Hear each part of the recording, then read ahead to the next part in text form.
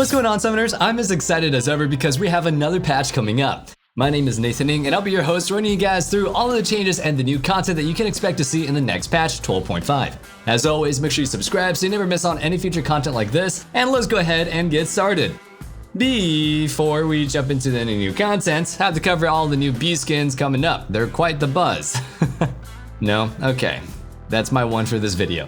I know that's exactly what everybody's actually here for, the new skins. That's right, Riot isn't slowing down the money-making machine, and we have some cute little critters joining us on the Summoner's Rift. Heimersinger, Nunu, and B-Lump, and Orbiana, and Ziggs will be available for purchase next patch. Okay, I thought my puns were bad. These skins will cost 1350 RP. Thus, they'll include new textures and models, new voice effects, new sound effects, and even new recall animations. Be on the lookout with these cosmetics covered. Let's go ahead and talk about the upcoming balance changes. Starting with the system changes, we have an upcoming nerf to Hullbreaker. If you're a split pushing top laner, hold up a minute before you start panicking. This nerf is targeted at ranged champions using the item. I don't know how players do this, but some ingenuity that some bring to the table is quite impressive. The item has proven itself to be too effective in the hands of ranged champions, granting them an excessive amount of resistances.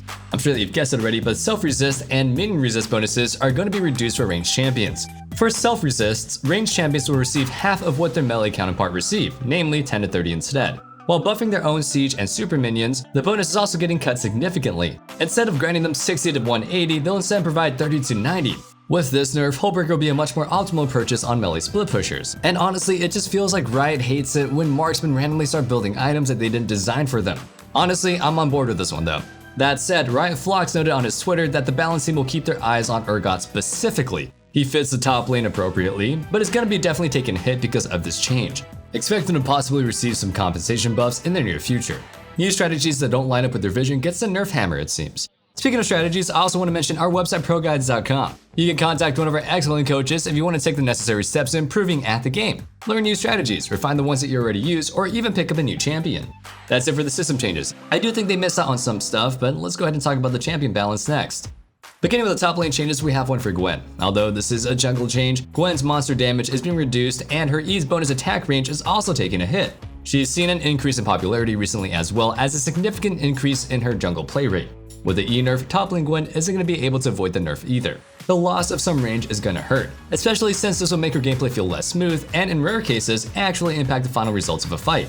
Nerfing her jungle clear speed, Gwen will overall come out as a weaker pick. At the moment, she has very high potential to flex pick as her top and jungle play rates and high elo are almost equal. Given that the top lane is often left isolated, a losing matchup can absolutely be crippling. This emphasizes her strength even before games start, as the enemy top laners aren't able to know with absolute certainty who they're going to be fighting. That is unless it's super late into the draft and there aren't any other flex picks present on the enemy team. In most cases though, locking in Gwen creates a sense of anxiety for the enemy team. That's why you gotta pick Malphite, right? Because rock beats scissor? Sorry. Next is a buff for a top laner that's been in need of one for quite some time. Kennen is receiving a big buff to his W. Given that this is an ability that's essentially his free spell as it grants him empowered basic attacks and doesn't need to be aimed, it's going to be helping players across all ranks. His W's fourth attack damage is going to have its base damage, AD ratio, and AP ratio increased. Given his 47% win rate in high elo and overall, it's certain that he was in need of some sort of help. With this buff, Kennen should have a stronger presence during the laning phase. As a ranged champion, it's important that he asserts his dominance early and builds leads. When too weak, champions are able to force fights against him and pressure him before he's able to deal the necessary poke damage. It's uncertain if this will fix all of his issues, but it'll definitely help him in his win rate category. His teamfighting presence has also gone up as he's received some buffs to both his AD and AP ratios. There's even a chance that this buff might open up a larger variety of builds on him. That covers the top lane changes, so next up we'll run through the jungle. The first jungle change is for Xin Zhao. His E's cooldown is being increased, while his ultimate's duration is also being decreased. Ultimately, this means that Xin Zhao won't be able to chase down enemies as effectively and his ultimate won't provide as much protection as it currently does. Currently a powerful duelist, these nerfs aim to weaken Xin Zhao's mid to late game. His very early game will remain roughly the same, as it's unlikely that he's able to cast his E twice anyway. However, later into the game he's able to cast his Q more often and has access to ability haste. There will be instances where he'll miss out on kills or impactful moments because of the nerf to his E.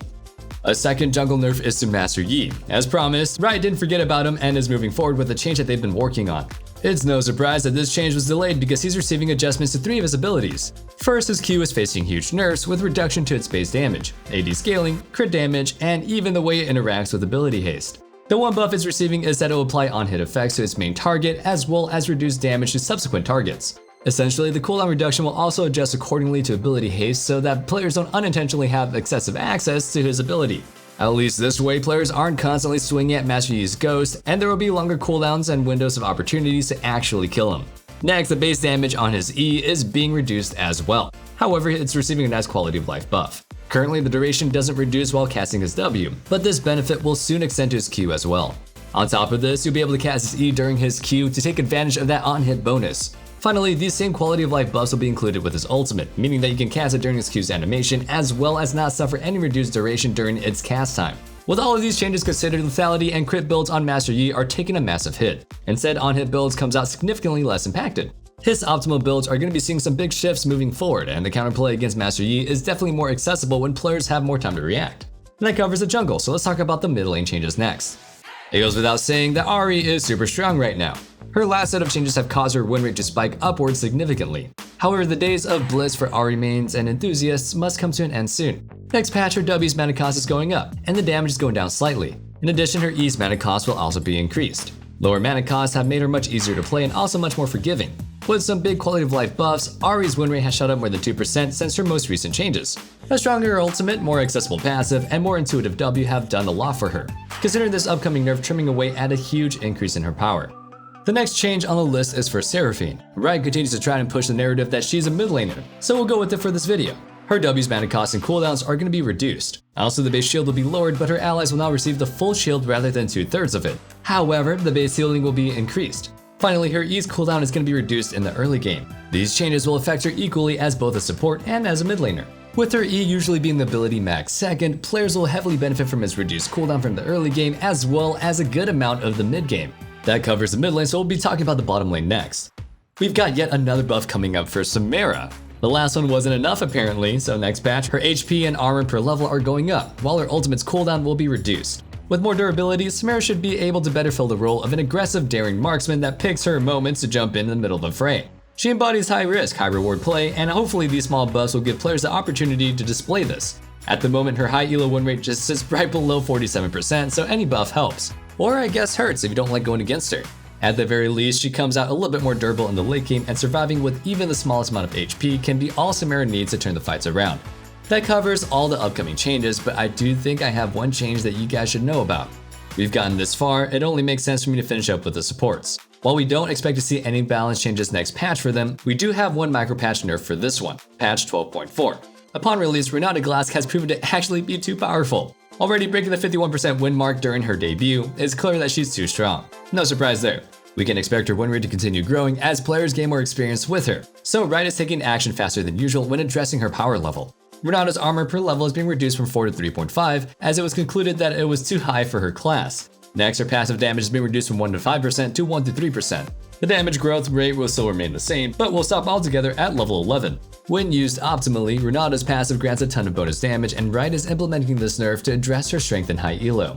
Finally, her W is receiving a variety of nerfs. Its cooldown is being increased, and at max rank, will end up 4 seconds longer. The duration of the buff is also going down by half a second, while the reduced health on the revive is also being decreased from 35% to 20%. With enough ability haste, her uptime on her W is far too long. This makes ability rather impressive, as you're always going to have to deal with that potential revive. With the duration of the buff decreased, enemies are also given a bigger window of opportunity to try and run away to allow the temporary revive to burn out. With the revive HP decreased, it should also be a little bit easier to finish off enemies that do manage to score a takedown beyond the grave. With all of these changes in mind, Chain W revives should be a little less relevant moving forward. That's gonna wrap up all the changes, but I'm actually gonna do something different and ask you the question of the day here. Do you think this upcoming patch has missed any changes? I think a lot of tank top laners are still in need of some buffs, and maybe another item or system change could be the solution. Let me know your thoughts in the comments down below. With that said, we've concluded our upcoming changes for patch 12.5. Hope you guys enjoyed the video. Make sure you read through the description for a link to join our Discord. It'd be really great to see you guys there.